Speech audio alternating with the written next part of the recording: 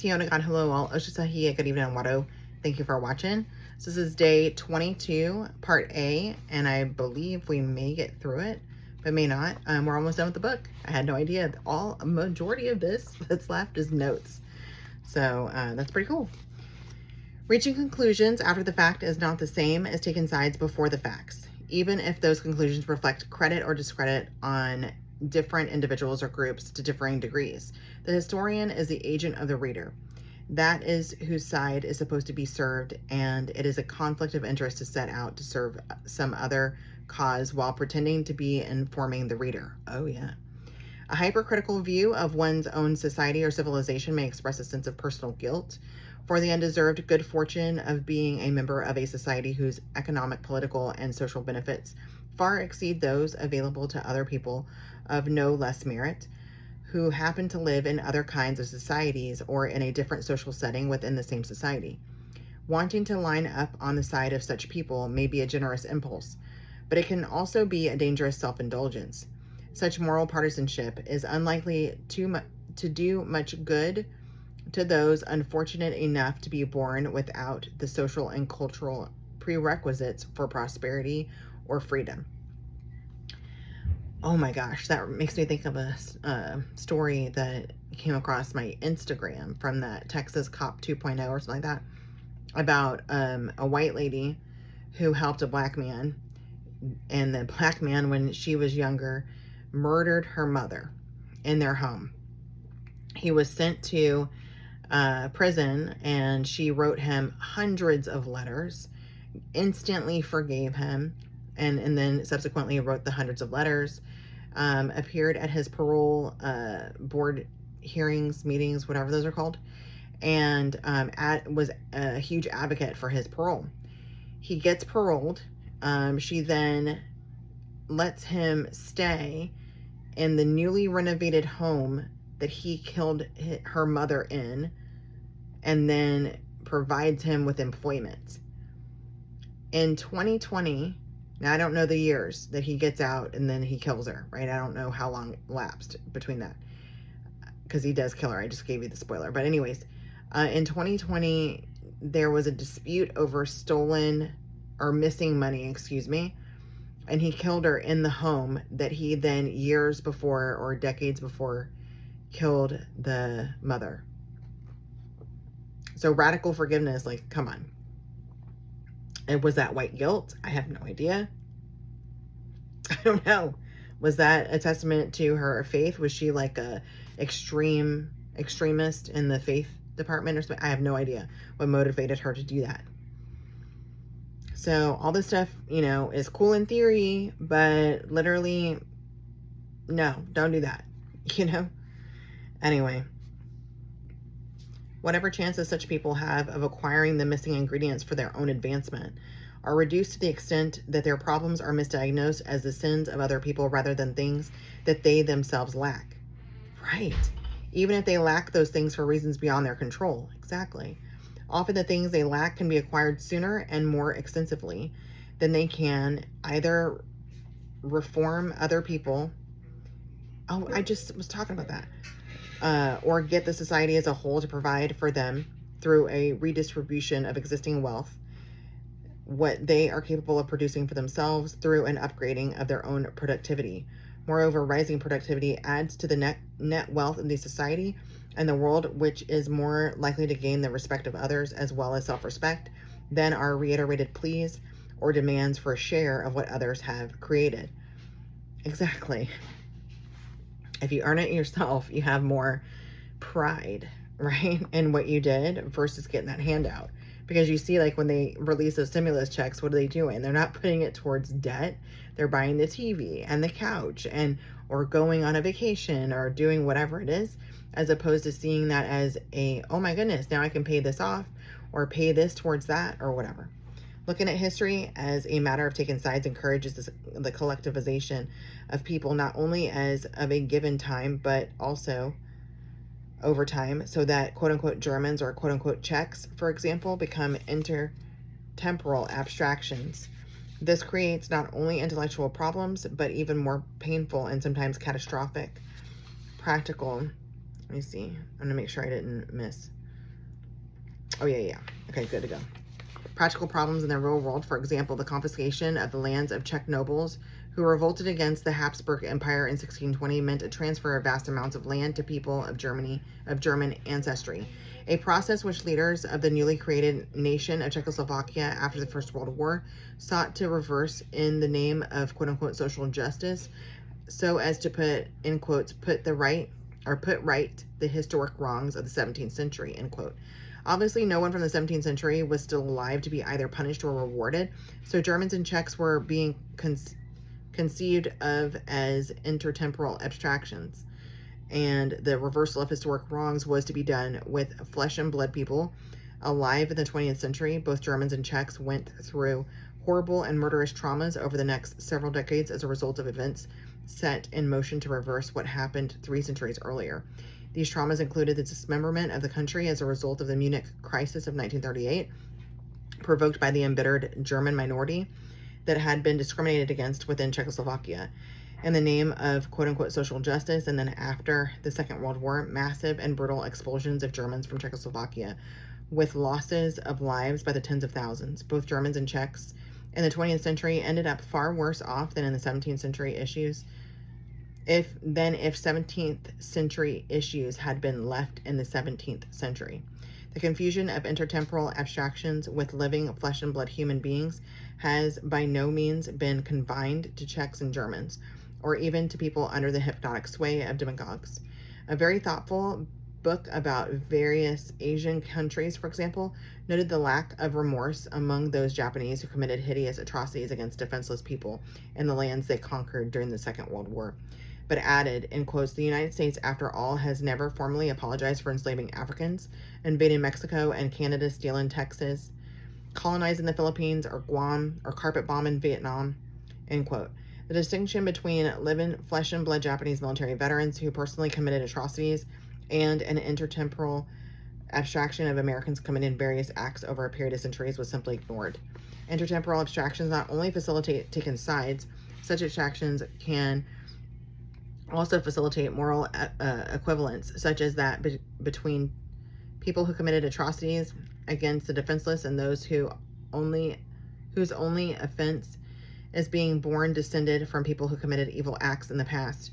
There is a slippery versatility to intertemporal abstractions. Less abstractions can, among other things, promote invidious, invidious comparisons, stretching across centuries, and also create a zero-sum concept of the world, in which gains of one group or nation mean losses for other groups or nations.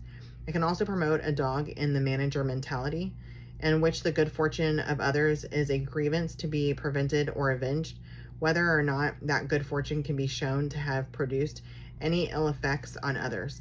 Thus, when Nigeria became independent in 1960, a high priority on the agenda of the political authorities in northern Nigeria was getting rid of southern Nigerians, who held many desirable positions in the civil administration and in the economy of the northern region, even though there were not nearly enough educated or experienced northern Nigerians to replace them.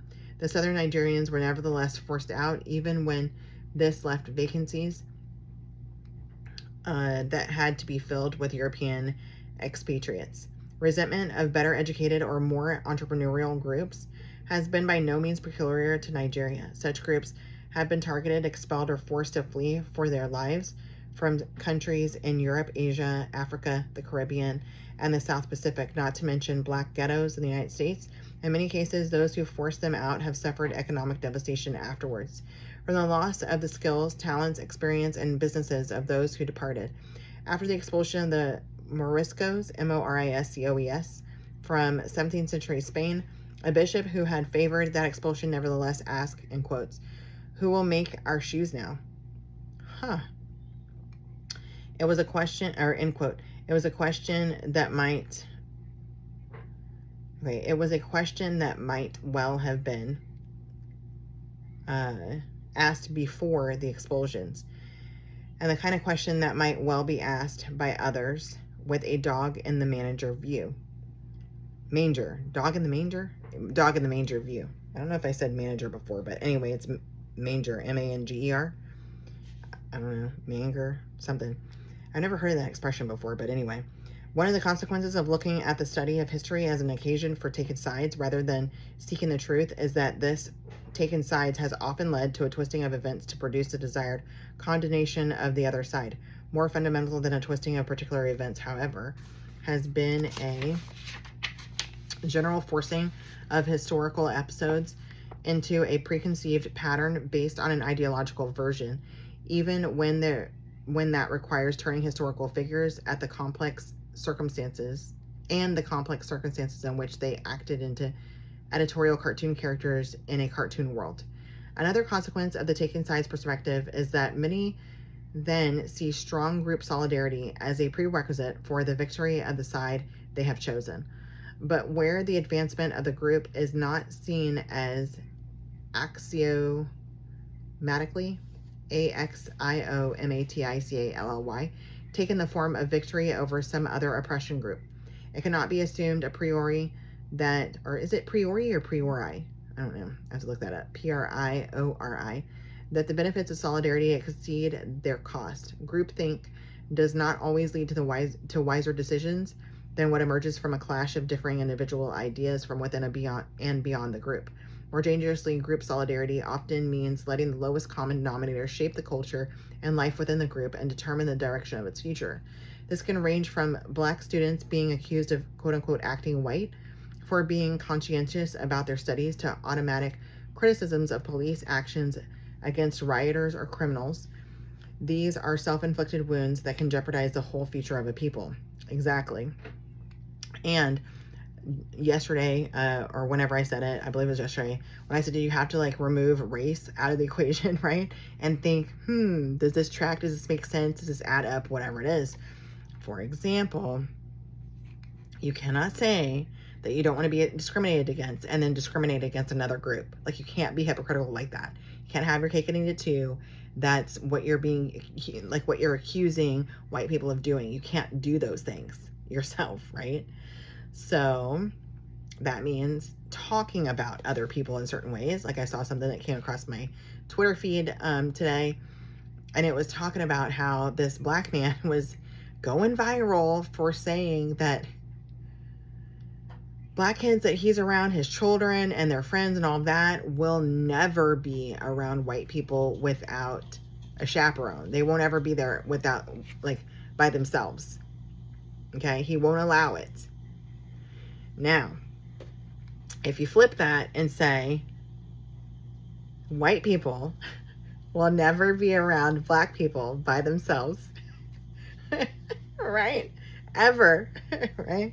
That you're going to make sure that, like, your children, your white kids, and their white friends will never be around Black people without there being supervision, right?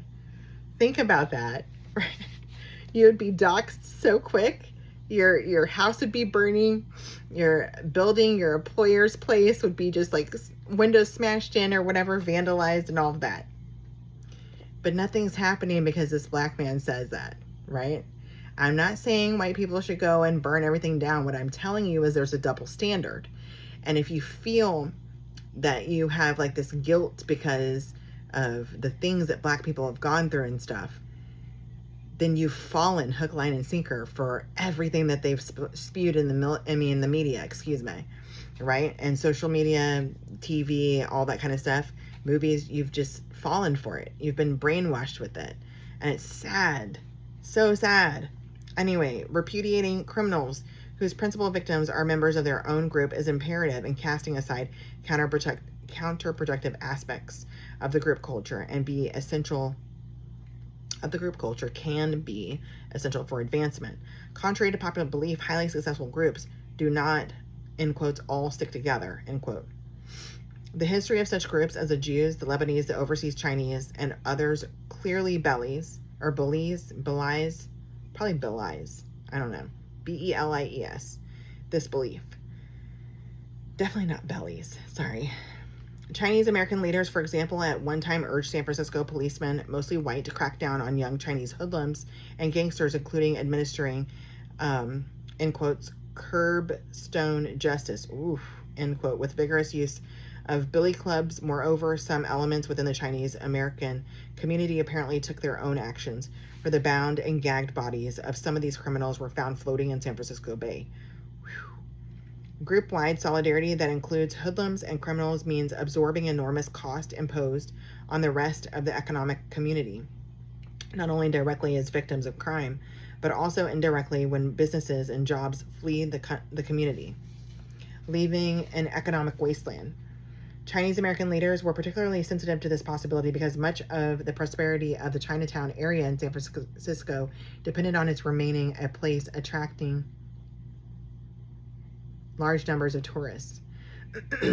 By contrast, it has long been the practice of Black Americans to, in quotes, protect any Negro from the whites, even when they happen not to like that individual Negro, in quotes, excuse me, as Gunnar, Gunnar Myrdal, Myrdal, put it more than half a century ago.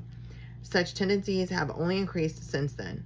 Such automatic group solidarity ties the fate of the community as a whole to the fate of its most unsavory elements in many ways. It not only identifies the community with the acts of these individuals in the eyes of the larger society, it puts great leverage in the hands of irresponsible and criminal elements whose actions can cause backlashes against Blacks in general, whether in form of political reactions, social isolation, violence, or simply the withdrawal of businesses from Black neighborhoods, taking jobs and tax base with them. Where a particular group culture is itself a handicap impeding the acquisition of the education skills and experience required for economic and other advancement, group solidarity can have huge and lifelong consequences with staggering cost. Even with such mundane things as the prices charged in local stores, group solidarity can obscure the causes of the higher prices, which often confront lower income people. The cost created by crime and violence are often blamed on outsiders who charge these high prices rather than on the local delinquent and criminal elements that create the cost with which these prices reflect. Exactly. Like, what happens? What do you think? Like when you think that when you lead with your feelings, it changes not just your trajectory, but it changes everything. It changes the prices around you. It's like these people when they're doing the riots and all that kind of stuff, and they're like, oh, well, these businesses have insurance. Honey, let me tell you, their premiums are going to go up. The rents around there are going to go through the roof. Where do you think they're going to get that money from? They're going to start charging you more and your loved ones more, right? And then you're going to complain about that, and it's going to be a whole freaking thing and all that. They're not going to just sit there and keep the prices the same. They literally aren't. So then you have things that the government's doing that's going to jack prices up. Then you have the vandalism that's going to jack prices up. And then what's going to happen? They're going to move out. And then you're going to literally have vacancies in your place. And you're going to wonder why your town is failing. You did it. Like, let's be real. Group solidarity may not only seal a group off from the larger surrounding society, it may seal them off from the truth about the internal causes of their own problems, making a solution more remote. The prevailing vision is one of the solidified minority and a stance of defiance against the larger society, with minority leaders and activists ever ready to protest police actions against any members of the community. Outside intellectuals, celebrities, politicians, judges, and others who see racial and ethnic issues as a matter of taking sides may also adopt this posture in order to be on the side of the minority community, perhaps in order to atone for their own good fortune. But such a stance and such a vision impose great cost to the community that they intend to help, though these outsiders pay no part of any of the costs, and so have little or no incentive to scrutinize their social vision and its assumptions to discover their actual effects. One of the subsidiary notions growing out of group solidarity is that of quote-unquote role models. Efforts to find praise or exaggerate the numbers and achievements of these role models can be counterproductive by insinuating the idea that people can be inspired only by others who physically resemble themselves. But history has repeatedly demonstrated that the falsity of that notion. We'll end it there. Don't go ahead and get you in a good shot. Get to meet again. Love you, mean it.